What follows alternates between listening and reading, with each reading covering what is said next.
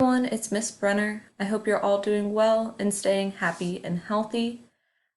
This is going to be our week 17 agenda. So this is the week right before the holiday break. At this point in time, there are 4 in-school days. And so with that being said, these assignments will not be due until the 3rd of January when we come back from break. So the assignments that we are looking at for this week are to read Dry, pages 54 through 71, and then complete the reading questions and literary lens chart in this red folder. I linked the PDF copy of Dry in each of the folders. The literary lens chart is very similar to the charts that we have been using. I'm asking you to identify for me moments between pages 54 and 71 where the author uses gender lens, psychological lens, new critical lens, or classist lens to try and develop a deeper meaning within the story and to improve character growth. The next folder is Dry, pages 72 to 102.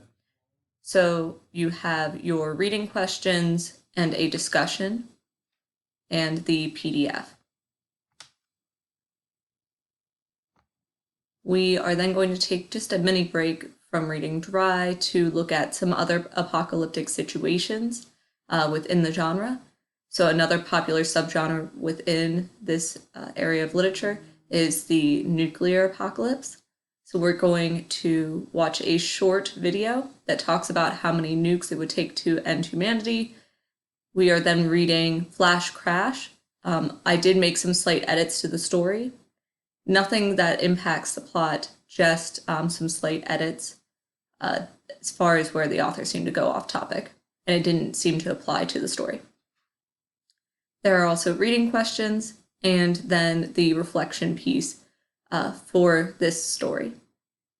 We are then looking at Dry, pages 103 to 132, reading questions, and the PDF is once again linked in the folder, and then our last assignment is silent reading for week 17.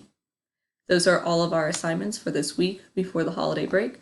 I hope you guys all have a Merry Christmas, and whatever holiday you celebrate, I hope you have a wonderful one.